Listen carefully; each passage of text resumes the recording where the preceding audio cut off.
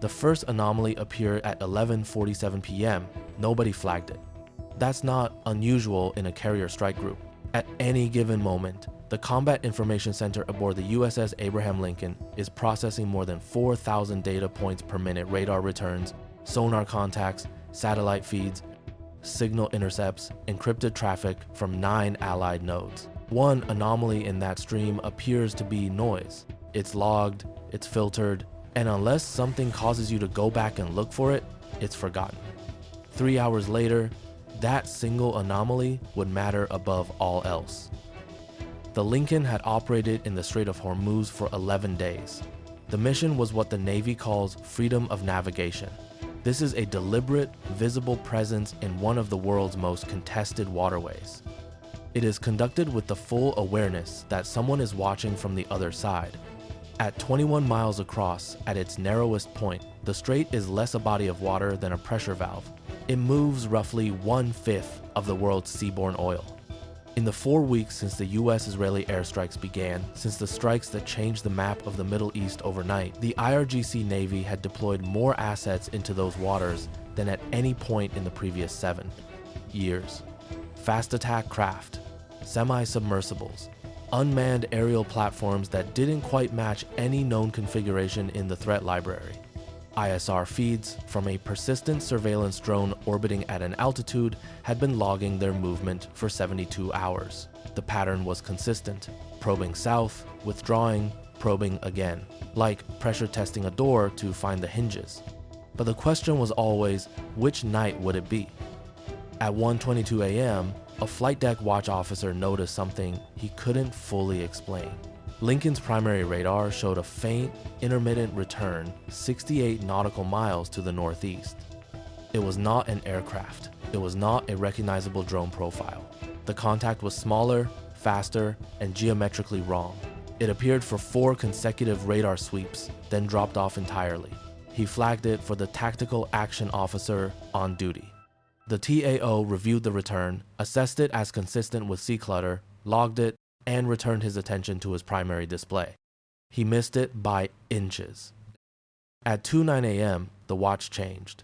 The incoming officer, a lieutenant commander whose name has not been released in any public document, reviewed the previous 4 hours of logs and noticed 2 entries that, in isolation, meant nothing.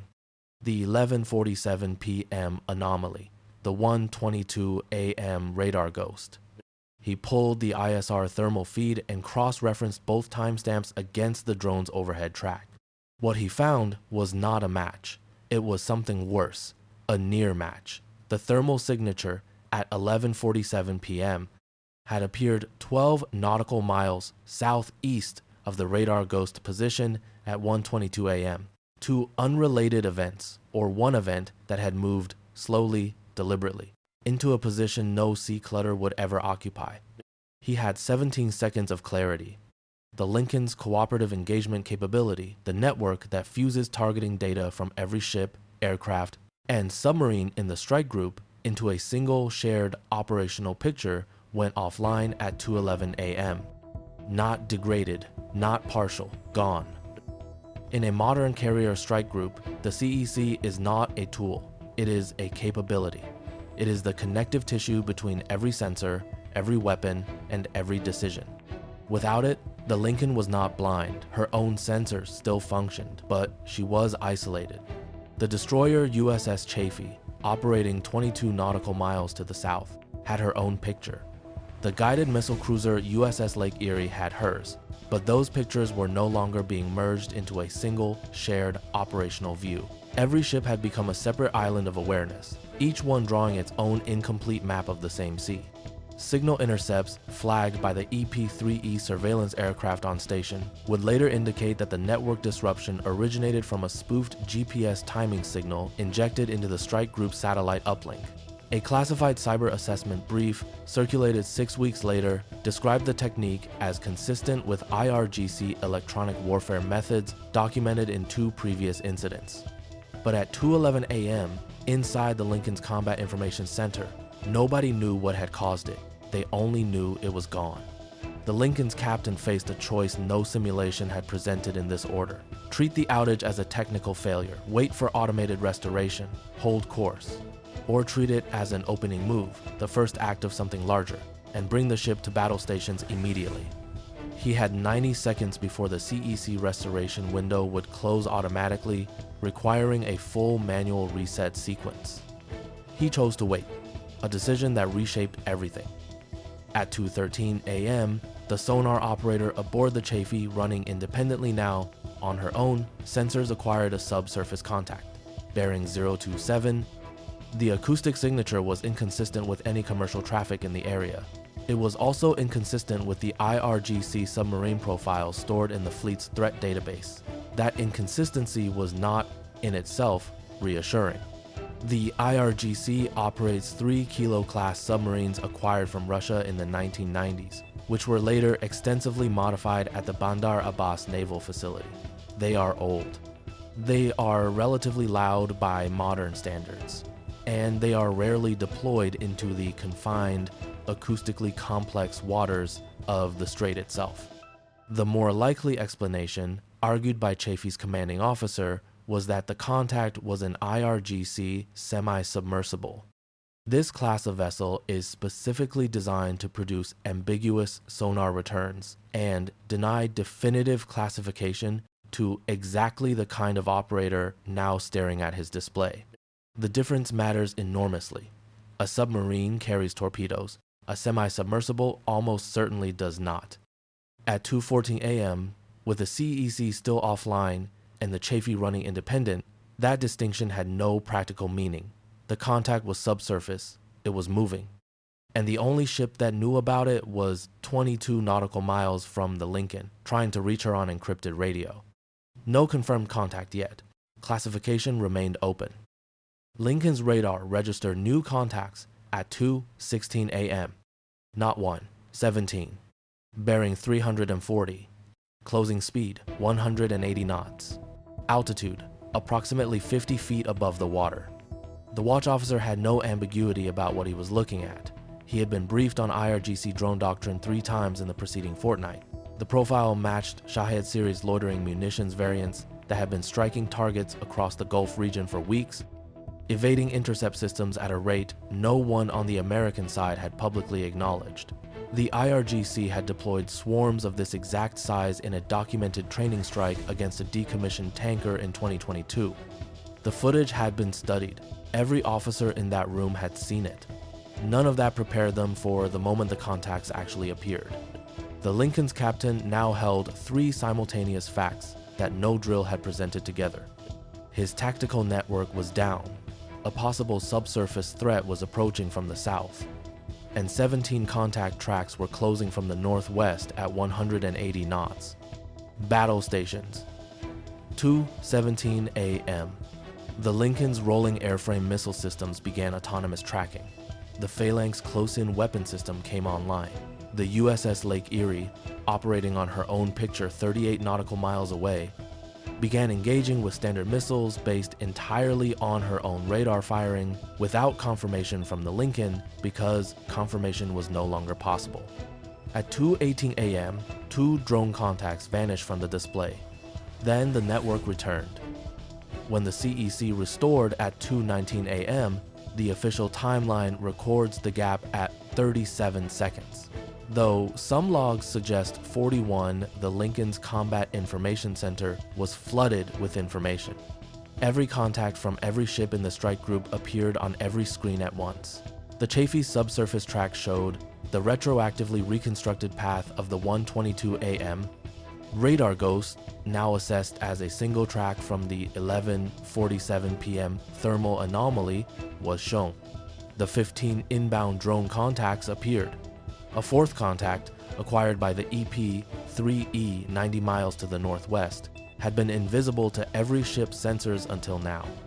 A small surface vessel, fast, bearing 315, positioned exactly where it would need to be to provide terminal optical guidance for the drone swarm seeker heads in the final 12 nautical miles of their flight path.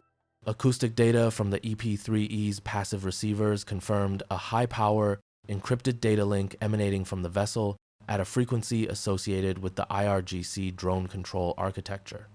Post-event analysis would later place the signal timing within 0.3 seconds of the swarm's last verified course correction. A controller, or a relay. The distinction, operationally, is the same. In the threat doctrine, the IRGC had been refining since 2022, reconstructed from signals intelligence and captured materials. The controller vessel is the architectural vulnerability. Destroy it, and the swarm's terminal guidance degrades to GPS only, reducing circular error from meters to hundreds of meters. Leave it intact, and the swarm self-corrects all the way to impact. The Lincoln had a firing solution. She also had a problem. The vessel was 2.3 nautical miles outside the geographic boundary, defined in Lincoln's standing rules of engagement as a confirmed threat zone. It had not fired on any U.S. asset. It had not executed an aggressive maneuver. Under the rules, the captain was operating within the rules that existed not as abstractions but as legal and strategic constraints, with consequences extending far beyond the strait. What he was looking at was not a lawful daughter's target. He had 40 seconds before the surviving drones reached the Lincoln's inner defensive perimeter. 15 contacts still inbound. The Chafee's subsurface track still open. The controller vessel holding position at bearing 315. He did not fire. What happened in the following 4 minutes has been described differently by every officer who was present, and the variance in those accounts is not small. The official Navy timeline records 14 of the 17 drone contacts as destroyed by shipboard defensive systems. 3 are categorized as lost to probable navigational failure, a conclusion that several former defense officials, speaking without attribution to military affairs publications in the weeks that followed, have described as operationally implausible given the platform's documented GPS-independent terminal guidance capability. No official explanation for those 3 contacts has been made public. The subsurface contact tracked by the Chafee was lost at 2:23 a.m. as the Chafee maneuvered to cover the Lincoln's southern defensive sector. No weapon was fired. No explosion was recorded. No debris was later identified. The contact simply ceased to return a signal and did not reappear on any platform sensors during the remaining 3 hours of the watch. The controller vessel, if that designation is accurate, departed bearing 290 at high speed at 2:22 a.m. and crossed back into Iranian territorial waters at 2:31 a.m. No action was taken against it. In the after-action summary distributed within Pacific Command, the incident is classified as a multi-domain probe, an escalatory test conducted below the threshold of armed conflict, designed to generate data on American response times, network dependencies, and rules of engagement boundaries rather than to inflict damage. The language is precise and calibrated. It tells you almost nothing about what it felt like to stand in that room for 37 seconds, network gone, no shared picture, no confirmation from any other ship, and watch 17 contacts close at 180 knots through the dark. What it does tell you is this. The 11:47 p.m. Anomaly, the one that nobody flagged, that was logged, filtered, and nearly forgotten, was assessed by Pacific Command's Intelligence Directorate as a forward relay node. A commercially sourced aerial platform, modified, flying at approximately 800 feet, transmitting sensor data back toward the Bandar Abbas coastline. It had been watching the Abraham Lincoln for more than 2 hours before the first drone was ever launched. The network outage was not a coincidence. The timing was not random. What remains unresolved in the classified traffic, in the conversations that continue between the officers who were present, is a simpler question. One that the after-action documentation approaches and then steps around with the precision of a man walking past something he doesn't want to touch. The subsurface contact that the Chafee tracked for 11 minutes and then lost, was it part of the same operation? And if it was, what condition was it waiting for? What decision by Lincoln's captain, a different decision made differently in those 40 seconds, would have been the signal it needed? Nobody knows what it would have done next. Nobody knows if it's still there. The 11:47 p.m. anomaly was logged, it was filtered, it was nearly forgotten. The question is, how many others weren't?